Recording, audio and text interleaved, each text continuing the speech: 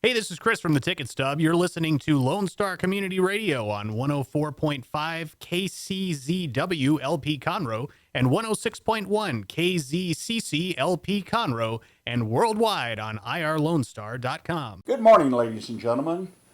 This is this week's edition of the Weekly Business Hour, and I'm Rick Schissler. I'm your host. I'm a Silver Fox advisor and the founder of the website onebestconsult.com. The Weekly Business Hour is where businesses come to pick up the latest in business news, information, and ideas that hopefully, in some cases, you can use even today in your business.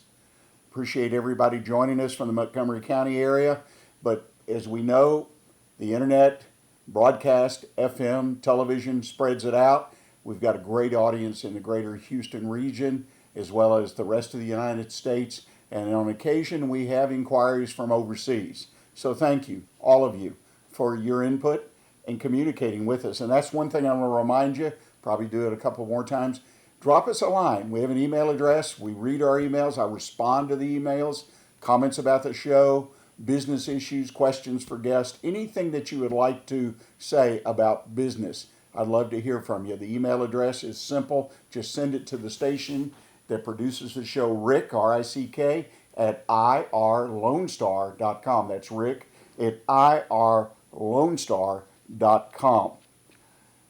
Before we start today, a little bit of background. What's our question for the day? Well, to me is, there's so much of this COVID epidemic around, I've got to check on my business. How healthy is your business? That's the question. Now, it's not necessarily what you're thinking. Yes, we have health checks for our physical well-being, our mental well-being, but check on your business. Make sure that you know, one, that your numbers that you get are accurate. Make sure that you do comparisons, and it's hard to go back historically and compare this period of time, but you still need to do the comparison and analyze those numbers. And do that yourself. You know your business. If you're the business owner or manager, understand, make sure you do understand. A lot of you already do that, but make sure during this period of pandemic that you really do follow the numbers and understand. So check on the health of your business. Check on your employees, obviously. Lots of challenges in many, many markets around the country to find employees, to keep employees. Make sure you check on their health. Make sure they're doing well, not just with the COVID, but in their work, their everyday life, and they're working for you, and they're happy, satisfied, and motivated to work for you. Check on your suppliers. Make sure they're there. They're still viable. Every day I hear horror stories from businesses just like yours that a supplier went out of business, or they quit servicing a certain area or providing certain products that were extremely important to the business in question. So make sure your suppliers are healthy as well. And then, of course, your customers. Make sure they're healthy. Healthy meaning, in this case, that they're still connected to you. They want to do business with you. Yes, they may be on the sidelines, but what does that mean? Is it temporary? Is there something you could do for them while they're in this different mode of operation? That's what a health check is all about. Well, today we have a great conversation I recorded a little bit earlier this month with John Stacy. John's an old friend, supporter of the Weekly Business Hour. He is an AdviCoach, which means he does consulting, coaching, mentoring, advising, primarily to smaller businesses, and he provides a wealth of knowledge. He's had a great business career, and he shares it. He's a steadfast part of the business community here in Montgomery County, and he and I have got an interesting topic, the diverse business. Very interesting topic that would, I hope, apply to a number of you, something perhaps you've never thought about. So without further delay, let's go to that conversation and hear my conversation with Mr. John Stacy, AdviCoach. Well, John, good to see you again. I deeply appreciate you taking time to join us today and have a bit of a conversation about diverse businesses. What a wonderful topic. Well, yeah, I'm pretty excited about it because if you look really about what's happened with COVID, a lot of the larger companies in the country at this point are really not sure if there are companies that they do business with are in business, they aren't in business, are they still stable?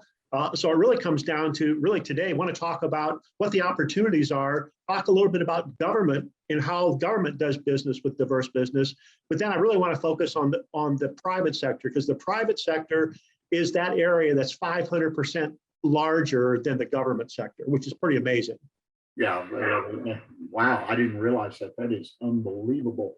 Well, let me ask you, I mean, we're talking about diversity, meaning that we take our business and somehow fit into one of probably hundreds of categories of being diverse, and that makes us eligible or preferred to do business with. So let's talk about, I mean, what is a diverse supplier? What's that all about? Okay, so there's several different groups of diverse business owners. And so when it comes down to it, if you think about it, there's women-owned, minority-owned, veteran-owned, LGBTQ, and then disabled. So those are the primary groups that are out there that are diverse businesses, that they're set aside in the government, and then there's also spend set aside in the private sector. Now, understand though, you can't just say you're a diverse business, okay? There's a certification process. Maybe we can talk about that a little bit later, but there's a certification process, and that there's a number of different things that you need to do to get certified. But one of the key ones is you've got to be 51% owned by that particular diverse group, whether it's women-owned, minority-owned, et cetera. That's one thing to know. And just, you know, I spend most of my time talking to veterans, and there's a reason for that. One, I was in the Army National Guard, and the veterans really weren't recognized as a diverse group until 2014. If you think about women-owned business, they're recognized as a diverse group 50 years ago. Same thing with minorities and LGBTQ, I think, is in the early 2000s. So the veterans have really just, over the last 6 or 7 years, really been opened up as a diverse business. Well, you know, the veterans, obviously, with so many veterans in the country, even though I read statistics, they represent 1% of the population or less, but still, veterans are out there. There are a lot of veterans I meet in business. You just alluded to the fact that you talk to them a lot. So this is a great opportunity for those groups, particularly, again, the fact that I decide to provide or set myself up to represent and be a diverse group, get certified, whatnot, that really doesn't change my business, does it? No, it doesn't change your business at all. What this does is opens up opportunities for your business, both on the government side and then the private sector. So again, the business, it doesn't matter what business, it doesn't change your business model. There's certainly some things that people want to know and understand about your business if they want to do business with you, but it's the actual business itself, no different. It's just the ownership and understanding the opportunities that are available for diverse owned business. Yeah, and I think that's something that's very important to the listeners of the program to pick up on. Is really, it gets back to opening up new sources of revenue, of sales for your company. So we're not trying to move you out of one area where you're established into another area. This is just another opportunity to, especially with what's going on in the world with COVID and some of the challenges. Now I have another avenue to bring in revenue. That's absolutely correct. And so some of the things that we do is really help people figure out what they need to do to take advantage of the opportunities. We'll talk somewhat about the opportunities. I talked a little bit about the fact that there's 500% greater annual procurement opportunities in the private sector than the government. And interestingly enough, you see more people that are certified to do business with the government. But guess what? There's a ton more opportunity, 500% greater working with the top 5,000 companies in the US. So that to me is when you want to grow your business and there's this opportunity for revenue, the private sector really sticks out as if you can understand what you need to do, it's a great place to go. Well, now the private sector, like you mentioned, is such a powerful opportunity, really, even compared, you know, I guess the beginning of this was the government in some shape or form. And so it's a matter of, you know, I've done business with the government and some of the businesses I were in, and it can be maddening just to do business as far as paperwork and getting approvals and, you know, getting paid. So people shy away from this, but this private opportunity sounds fantastic. Well, it is. And if you think about it, on the government sector, the government sector plans to do these set asides. A set aside is saying, okay, I'm going to put these deals aside, this dollar amount, and it's 2 to 3% of their spend that they're going to spend on diverse businesses. What you see, especially what's been happening, not just with COVID, but with social justice and those types of things, you see a lot of companies that are saying, you know what, I might be spending 5 or 6%, but over the next X amount of years, I want to get that to 30%. And so the opportunity for spend is on the private sector is a lot more. And guess what? The private sector, they buy more products and services, and they have far less bureaucracy. And I think you had mentioned that, a lot less paperwork. I mean, there's ups and downs to both businesses, and it's all revenue. But the fact of the matter is the opportunity on the private sector is just significantly more. Yeah, well, obviously 500%, that number needs to flash in big, bright, letters and numbers to keep people interested. One of the things that you had mentioned off camera, so to speak, prior to the program, is that statistics show that companies that have a diverse business opportunity, part of what they do look for that, are more profitable. Talk about that for a moment, if you don't mind. Yeah, I think that's part of the understanding that when you start looking at why people have a supplier diversity program, why they do that, statistics show that companies who embrace diversity are more profitable than companies who don't. It's just, now I don't have the stats on that. I just know that that's a fact that's out there. And that's one of the reasons that large companies want to have these diverse programs. In addition to that, if you think about it, these companies, they really want to take advantage of this. It's a proactive strategy to really encourage everybody in our capitalistic society to be able to go out there and generate revenue. So if you look at it, these companies really what they want to do is they want to mirror the employees, their customers, the communities where the corporations exist. So this gives them an opportunity to mirror that, and everybody gets to play in the game and be successful with the company in that particular area. Well, let me submit one reason I think it might exist is because the people that pick up, I'm talking about the companies that Right. pick up on this idea and try to open up new sources of revenue, such as being a diverse business, are probably smarter, whatever that might mean, right? They're on top of the game, and they're pushing, and they're making a good decision, I believe, in this case, and hopefully done properly. That's going to should more likely turn into profitability because it will be reflected in how they run their business as well. Well, I think that you're on target with that, Rick. And I think that as you talk about that, a lot of the companies that are out there, let's face it, they're entrepreneurs. They've taken the time to go through the certification process. Okay. And we can talk a little bit about what that certification process entails and what companies expect, but they become a better run organization. And if they're a better run organization, they can help those companies that are supporting them. And I think that that's critical to everybody's success. Makes a lot of sense. So let's talk about the certification process. I mean, I've had several businesses that I've been affiliated with over the years Right. that went through the process, primarily women-owned businesses in those days. As you mentioned, that was one of the first areas that this type of opportunity was very available. Talk about, I mean, the certification process. Is it as daunting as we think it might be? Okay, so I can give you some horror stories of where people have taken months and months and months and months to be able to get their certification process. But guess what? They really weren't organized. They didn't have the information they needed. They didn't have their operating agreement. They didn't have their accounting in place. They didn't. So if you looked at them, they weren't particularly a well-run organization, and so therefore they probably were going to have a challenge anyway. And so I can, again, a lot of horror stories with that. But then I know some people that have been certified. They get a list of everything they need to do, send it to the certifying body, and after the certifying body, 30 days later, they're certified. So what's the difference? And to me, it's the quality of the company and the leadership of the company being prepared to do this. And by the way, these large corporations and the government, they want to do business with someone that's good. And the certification process helps make sure that that's taken care of. And I'm just thinking of another horror story.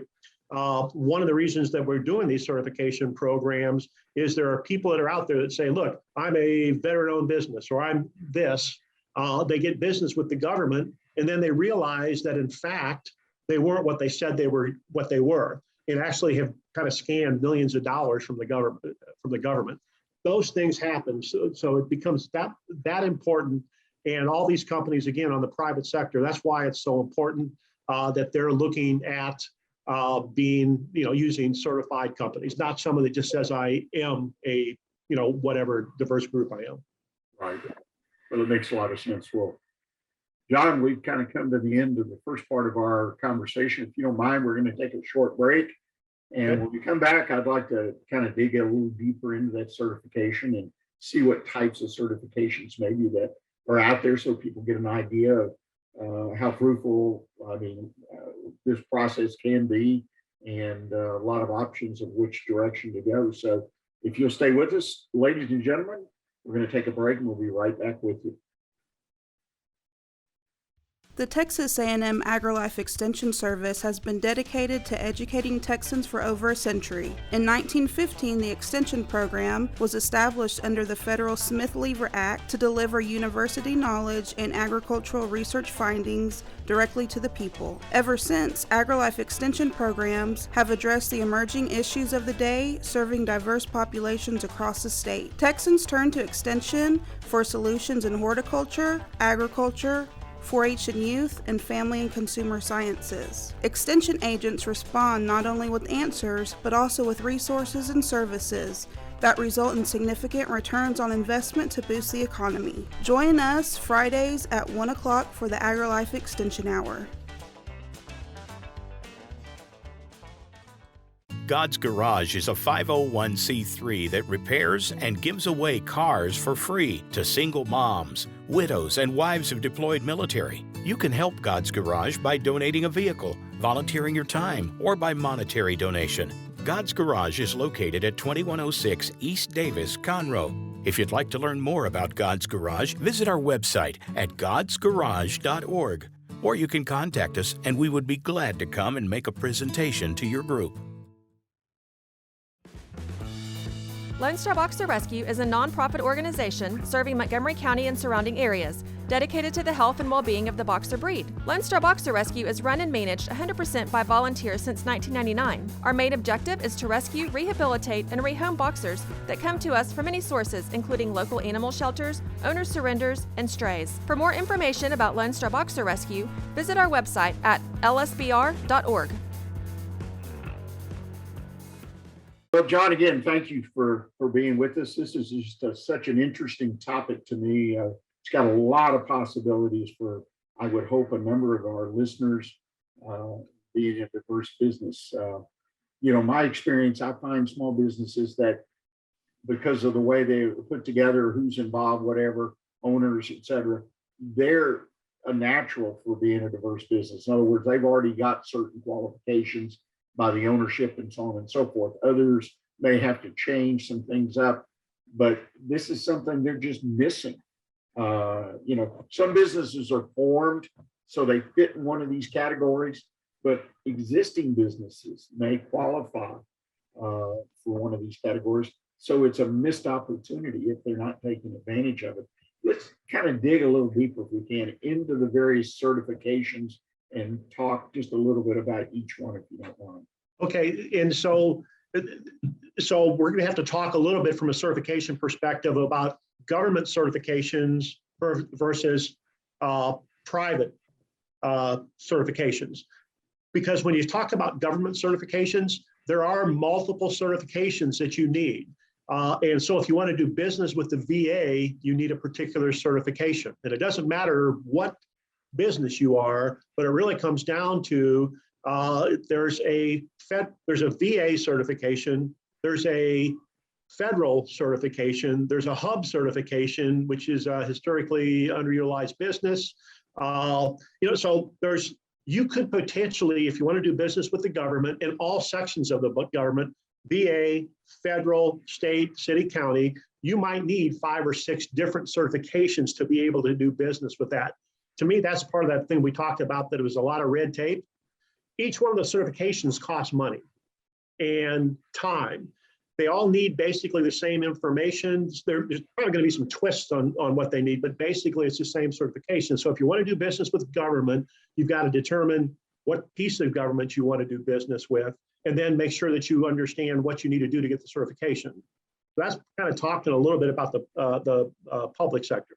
When you go to the private sector, it's different because you really just need one certification for your business. So you could be a veteran-owned business. So and I can provide this to everybody as far as the links, Rick, if you'd like. But the NVBDC is the primary certification arm. Is a private company up in Detroit, but they do the certifications, probably 95% of the certifications for veterans and disabled veterans. It's a relatively simple process, but again, I've got some war stories there because you got to provide them what they ask for. If you don't provide them, they're not going to just automatically move you forward. And then there's women-owned certifications, which is WeBank, and then there's minority-owned. And again, I can give you the different links to go and look and see and understand what you need to do with that. But the certification process to me is easier on the private sector than it is the public sector. I'm not saying don't go look at the public sector, just understand that it's going to take a little more effort when it comes down to the certification process. Any questions about some of the certification things, Rick? No, one thing I did pick up on and I hadn't thought about previously is that when you mention like the government, you've got different levels of government and you've got the HUD, you got all these different, is that if somebody's going to go after the government business, if that's, or whether it's local or federal or whatever, they need to sort of do a little bit of strategic thinking as they organize all this. In other words, approach all of them at the same time, but then work on one at a time to make sure in your collection of information. Because I find that one of the most daunting tasks that my clients and people I talk to that go through it is getting the right information together. And I guess if I'm going to go out and get information, if I can spend another 30 minutes and get this other piece that I'm not going to use on this application, but will use it along with a lot of that information. So in other words, don't just take these one at a time and have to start over each time. So I think it calls for a little strategic thinking plan. Yeah, exactly right. So if you're going to be working on a couple, 2 or 3 different certifications, get the applications, know precisely what you need for each one of them, get the information once, and that'll simplify the process and move forward. And when you're talking about certifications, by the way, you as a business owner, you may be a minority-owned, female-owned, veteran-owned business. Now, you've got options because you can get all 3 certifications, and a lot of corporations like that because they kind of get 3 times the punch for the dollars that they spend because it gets counted for each one of those certifications, and it may get you in. There's some companies that are seeing that they want to spend more on the veterans, for example. So they're looking specifically for people that are veteran-owned. So so there's a lot of different ways you can play this. And again, I've told you I work primarily with veterans, and we kind of focus more on the veteran space. There's between 500 and 600 certified veterans for the private sector at this point. That's it. There's thousands and thousands and thousands women-owned and minority-owned. So if they're looking for veterans, it's a relatively small base, which is why we're trying to help people get certified, be able to get into those base and be able to really take advantage of the opportunities that are out there. I'm not downplaying any of the other certifications. I'm just kind of pushing a little bit on the veteran because the opportunity is so great at this point. Yeah, and that brings up another thought that's kind of off the sidebar to this that I've been listening. As we go through ups and downs in business, in the business cycle, which is just part of it, as you well know, and I know because we've experienced them. If someone is really smart about this strategically, they can open up this channel of revenue, whether it be private or government or both or whatever would work for their business and the products and services they provide. And it has potential to smooth out some of those business ups and downs, or, bring the ups and downs closer together to weather the storm when it's down, and, give you a little extra push when it's up. There's a way to do that, I think, strategically for a small business even. And I think that's one of the neat things about these programs. Again, opening up new sources of revenue, but it's revenue potentially that is a little more durable, perhaps, because the government seems like they don't get affected or very little. Right. How many employees in the federal government were laid off for COVID, or not paid? And I've not found one story yet, but same thing in the private sector. We want 30% veteran-owned businesses. And you mentioned the pool is 600 or less businesses nationwide. That shows that there's a great pool there. And in your particular product or service in your business, there may be nobody. And so you're out there. Well, and so I've also talked to people, though, when you're talking about that as a small business, what business is too small? Because these large 5,000 top companies are looking for people that they don't want to be 50% of your business, right? Because there's a risk to them to do that. But guess what? Even if you're a 500 or $1 million business, what you can do is partner with someone that is providing the service. They still get credit for the spend. And that helps you kind of grow your revenue, so at some point in time, you can take on larger and larger contracts. So don't assume that you're too small. Just means that we're going to have to look at things a little differently than getting on directly with that contract. You make an excellent point. There's a lot of opportunities here, even to go beyond this, because I've come in contact with people that have utilized other aspects of this general area of law to enhance their certification and give them more access, which was mutually beneficial to everybody involved. So, but it takes a little exploration. I don't think you have to be an expert, but I think having someone like you on the team that's got a background and experience and connection to resources is a real plus. Well, and so you talk about that experience, and I've been working with a gentleman who's also in the Army for the last 5 or 6 years. He's been really working with NVBDC. They've got about 108 sponsors at this point. So he's got a lot of contacts. And the only reason I bring up contacts is the process, whether you're veteran or any other diverse groups, once you have your capability statement, you need to get into the vendor portal, the diverse vendor portal. So I want to talk a little bit about capability statements and kind of compare it to your resume. A capability statement is your resume. When you want to get hired by someone, you put together a specific resume for what job you're trying to get.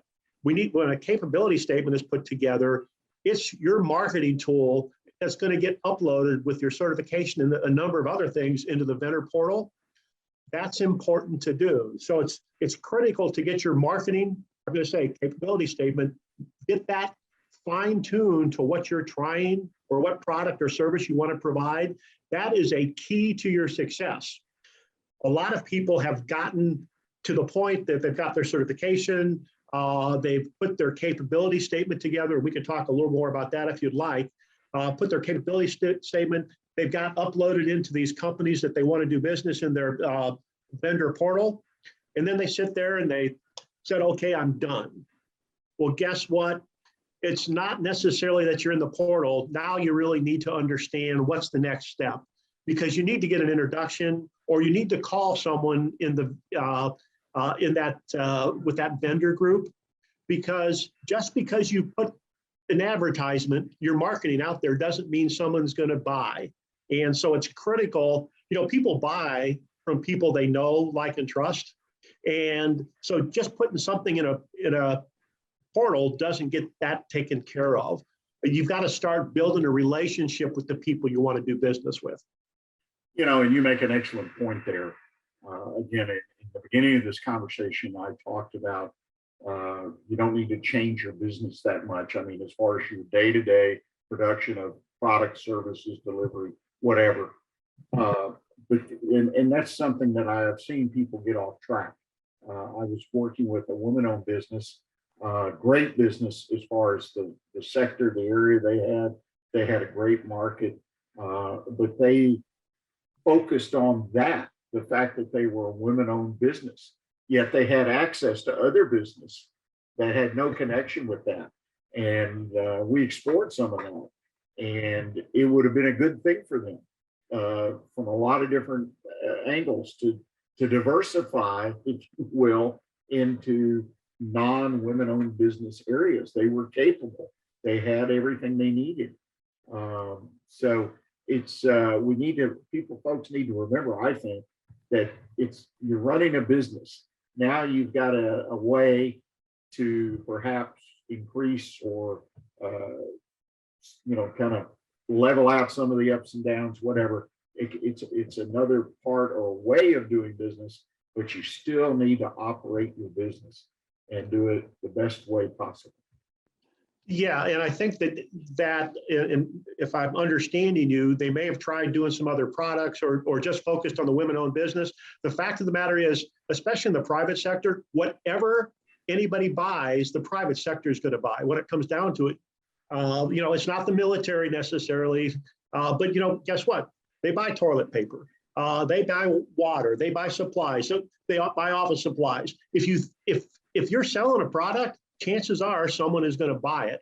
It's a matter of all the certification does and getting in the vendor portal does for you is open one of the doors. Now you've got to continue to knock on the next door, but the fact of the matter is your business can sell anything to the top 5,000 companies in the country. It's a matter of what do you need to do to take advantage of that opportunities that we started talking about earlier. Yeah. I look at diverse businesses is a way to get started, perhaps for a group, an underserved group or under participant group. But I also look at it as an add-on more than anything else. And again, not to be repetitive, but people really need to recognize this doesn't solve the issues of running the business day to day, providing quality products, great service, whatever your business does. And again, I have actually dealt with people that got so off, well, we're just worried about here and we're doing this, and they lost sight. Their profitability was off, everything. I mean, it's just amazing. But again, those were the good old days, I guess, when all this started happening and everybody ran to it, right? It was the newest little thing to do. Well, yeah, and a lot of people run to that next new shiny object, and you can get, if you're not on track, chances are you're going to lose sight of what you're doing. As a matter of fact, I was talking to a client a couple of days ago, and it's a roofing company, but it's all commercial roofing. It's a veteran-owned roofing company, and they had said, they've been having some challenge with COVID, so they were going to try going out and doing residential roofing. And it took them a couple months to figure out that that's not what they wanted to do. It was completely off their track. And and they lost time as a result of that because they moved their focus from what they really wanted to do to what they thought would add more revenue. And if they had used their time to focus on this, their revenue would be higher today. But the good news is they figured it out and they made changes and said, okay, we did it, we tried it, that's the good news, and we're not going to do it again. Well, let me ask you as we kind of close the conversation here today, for our listeners, what do you see for the future in this area? I mean, you've already mentioned that there's only less than 600 veterans certified businesses dealing in the private sector. What do you see as the overall future of this area in the next 5 to 10 years? Well, I mean, if you're talking specifically veterans, which is what I mentioned, we're going to have thousands of veteran companies owned, and you're going to see the growth of the veteran-owned companies certified grow up very significantly, and at some point in time, really get closer to where you see, say, the women-owned business certifications are. It's just going to take some time. We're 45 years behind them, so it is going to take some time. But I think that one of the reasons that that's going to happen is if you think about business owners, and I'm going to talk about the large companies, they love doing business with veteran-owned business, and with veteran-owned businesses are generally a little more successful than the norm. Not all successful, but generally more. And why is that? Because guess what? They learned something in the service. They learned how to plan. They learned to have discipline. They've learned about leadership. They've learned a lot of things in the military that was kind of driven down their throat, but they learned those things. But they're able to successfully take that and move and build their own business as a result of it. Now, there's some downside with that, is what we also see when veterans get out of the service and go to a corporation, they struggle because they're used to the way the military is run, and corporations aren't run the same. So you actually see veterans that go to corporations start changing jobs after 20, 22 months. So you got to look at both sides of the coin, but veteran-owned businesses are much more successful as a result of what they got out of being a veteran. Well, John, I can't thank you enough again for bringing this topic to us. It's been I think, a wonderful conversation, and hoping, as always, that our listeners picked up an idea or two and perhaps a consideration to improve and increase their business. If people wanted to get some more information, you mentioned some links and whatnot, how can they best get in touch with you? The best way is my email address, Stacy at AdviCoach, AdviCoach, AdviCoach.com. Well, again, thank you. Wishing you all the well and safe travels and good business. Take care. Okay. Thank you very much, Rick. Well, I hope you enjoyed the conversation with John. Again, diverse business. It's an important topic, and I think it's an opportunity for a number of us out there in the business world. I've worked with people that have utilized it, some from the beginning, some later in their business life cycle, but it's something to take a look at and see if it could work for you. Well, in the next half hour of the show, we've got some great things coming up. We're going to start with a quick issue entitled, "What is this Delta COVID variant have to do with my business?" And our One Best Consult tip of the week, what does it cost to start a business today? So please stay with us, and we'll be right back with you. Hey there, this is Kathy Sanders reminding you about a local treasure, the new Danville store located next to the Hyatt Hotel in Market Street, The Woodlands. Shopping at the new Danville store, you will find quality, locally produced items for those hard to buy for friends, co-workers, and family members, while supporting a great cause. Shop local, shop for a cause, shop the new Danville store at Market Street or online. What is homelessness? Have you seen how parents struggle to find a job when they have neither transportation or childcare? What about the children sleeping in cars with nothing to eat? Families shouldn't have to struggle to survive, and children should not be homeless. Family Promise of Montgomery County serves the needs of homeless families and their children. Learn about partnership opportunities and how you can help at www.familypromiseofmc.org or call 936-441-8778. Listen in Mondays at noon to hear Conroe news from local nonprofits, businesses, upcoming events, Conroe Park events, news stories, and information that matters to you with your host, Margie Taylor of Taylorized PR. For more information about being a guest, visit irlonestar.com/Conroe Culture. Well, welcome back, ladies and gentlemen, and thank you for being here for the second part of our show today. We'll get to our quick issue here shortly, but I want to encourage you, if you're out there and you're a business owner, business manager here in the Montgomery County area, or even the greater Houston area, we are looking for sponsors.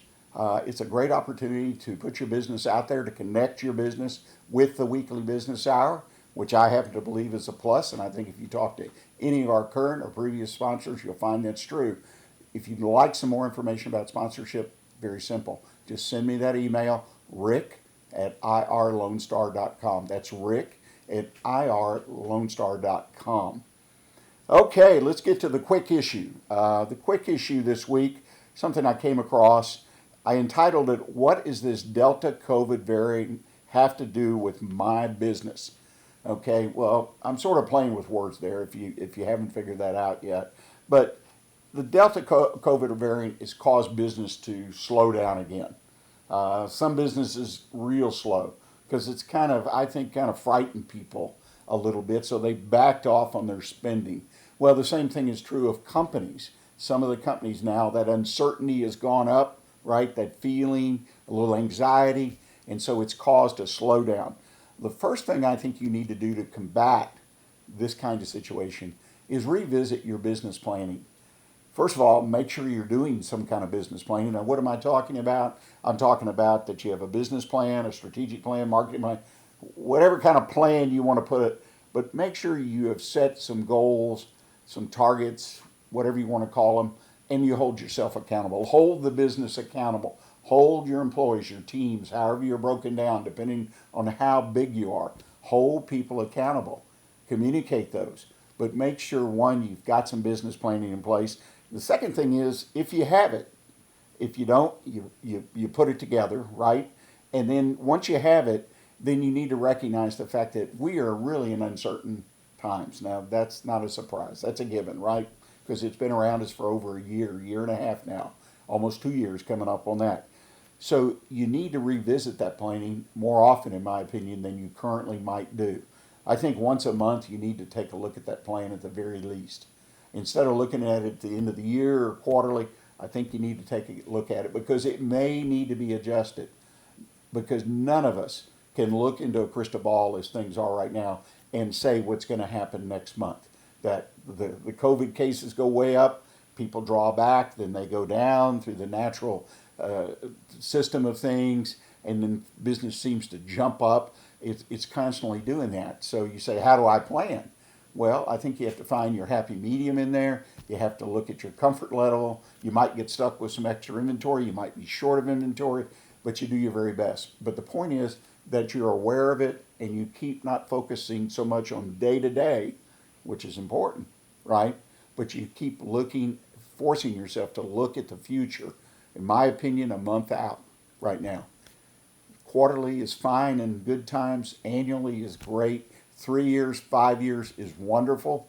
But right now, because of the day-to-day change, the rapid, sharp change that occurs up or down, I think you need to be looking at it monthly. And you need to maintain that accountability. Your business process and procedures. Have you adjusted those procedures and those processes in your business? How you build things, how you service, how you send out invoices. Have you adjusted them to meet this sharp up and down? If you haven't, you need to get on the ball. And if you have, make sure you go back and review them. Don't wait for somebody to say, hey, this isn't working. People aren't paying their bills. Look at our AR. Don't wait. Make sure. I always used to, when I did a new procedure or new process in one of my businesses, we put a time fuse on it at 30 days, maybe 3 months, 6 months, and 1 year before it really was carved in stone, at least until we found a better way to do something. But we made ourselves, and maybe it takes a minute or less, but check on the people that are actually using the process. Make sure it has made their job easier or faster or whatever it is that you were trying to accomplish when you put that procedure or process in place. Very, very important that you hold your processes and procedures accountable. And then thirdly, I think the important thing you can do is look for new business opportunities. John Stacy talked about one, about diverse business. This may be an opportunity for some of you to expand in an area that you've never even thought about before. Look for new opportunities. Look at your products, your services. Look for ways to extend, perhaps take away and eliminate some of them. Maybe refocus a little bit. I encourage you, though, don't go crazy. That's not going to do anything for you. But if you step back and do it calmly, collectively, your numbers are correct, your people are responsive, not afraid to speak up, give you input, and you think about something, you will make the right decision. So, yes, Delta has had a huge impact. It has caused us to pull back again in general. Now it's time to make sure we can survive and even thrive, whether it's up or down. We're going to take our final break of the day. I hope you'll stay with us. We're going to come back. I'm going to do my one best consult tip of the week. What does it cost to start a business? So I hope you'll stay with us, and we'll be right back with you. What can the Better Living for Texans program do for you? You can learn how to increase your consumption of fruits and vegetables, choose foods that are relatively inexpensive and good to eat, make your food dollars last longer, prepare quick, nutritious meals, help your children learn how to eat healthier snacks, and much more.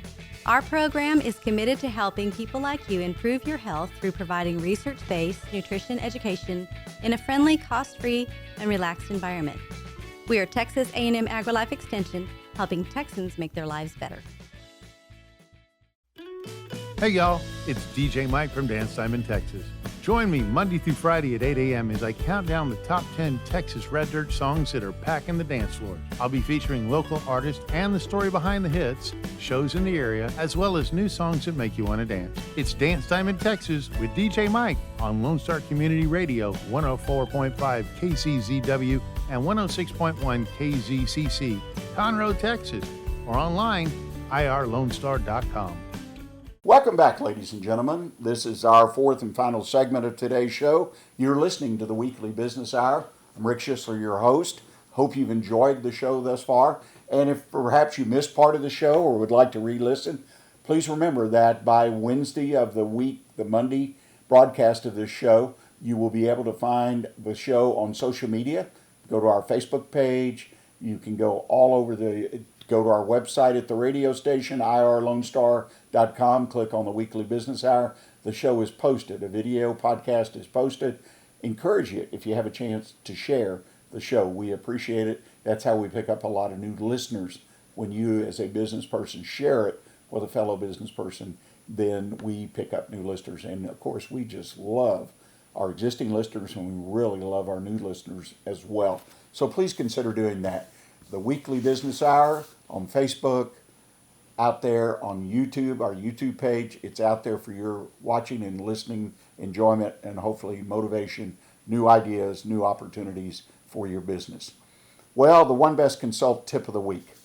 The tip of the week this week I found was interesting because I was trying to think what could we talk about that might be a little bit different.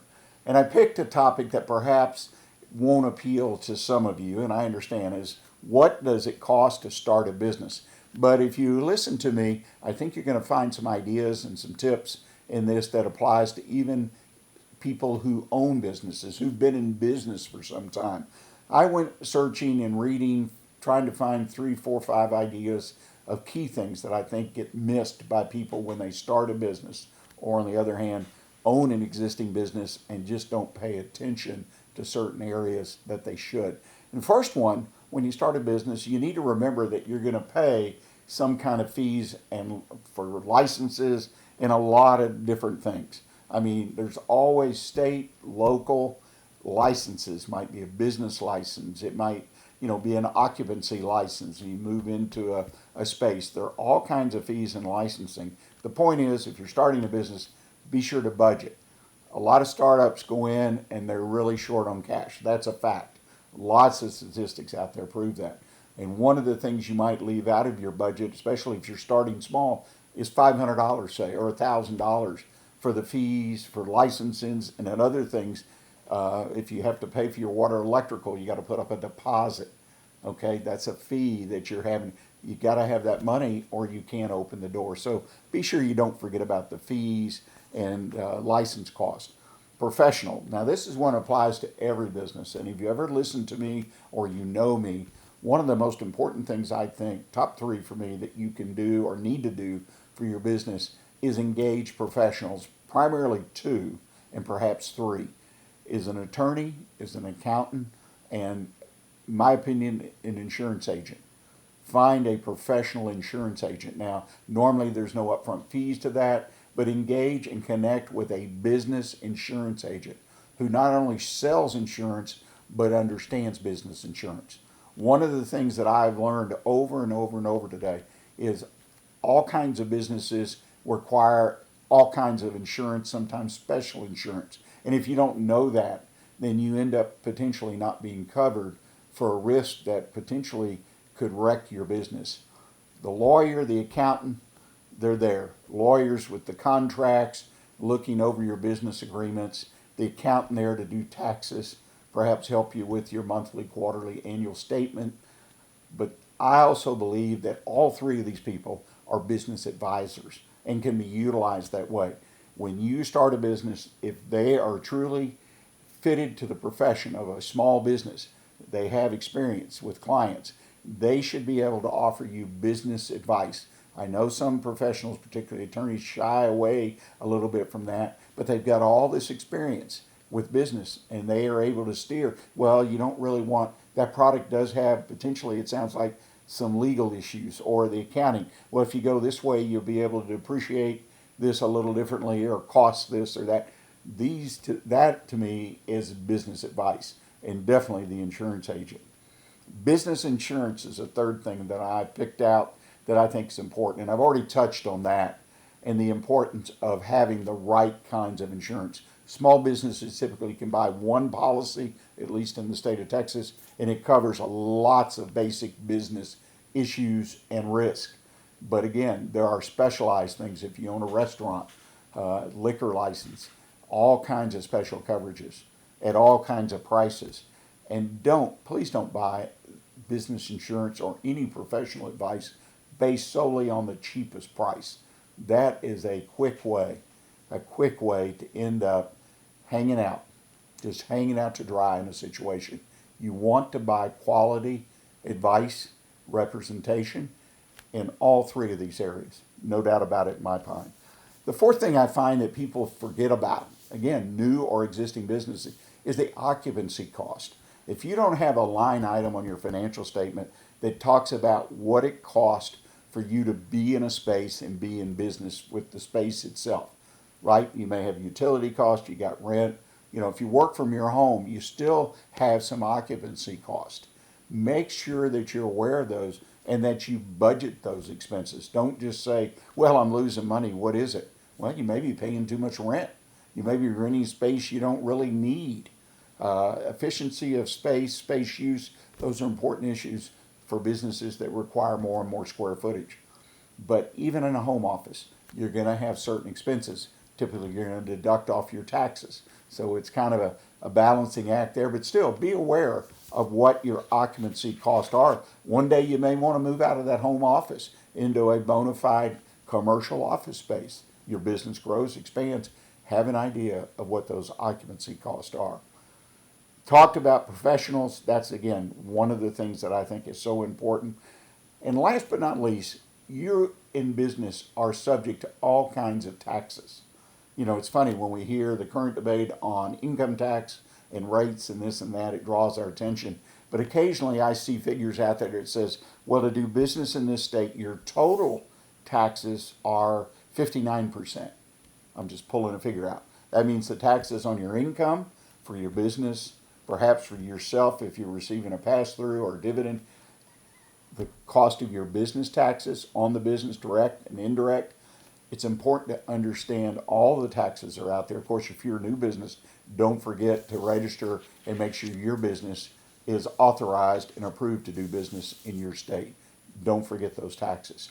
Well, that brings us to the end of the show. Again, thank you for joining us. Thank you to Mr. John Stacy for making us aware of diverse business and how it can really change your business. Put a note to join us next week if you're listening live right here on irlonestar.com or FM 104.5, 106.1 Conroe Radio. In the meantime, be on the lookout for the video podcast. Be posted in a couple, 3 days. Find it out there on social media, our pages on Facebook, YouTube, etc. And again, thank you for joining us. And most importantly, until next week, stay engaged and keep the focus on what's important to your business. Thanks.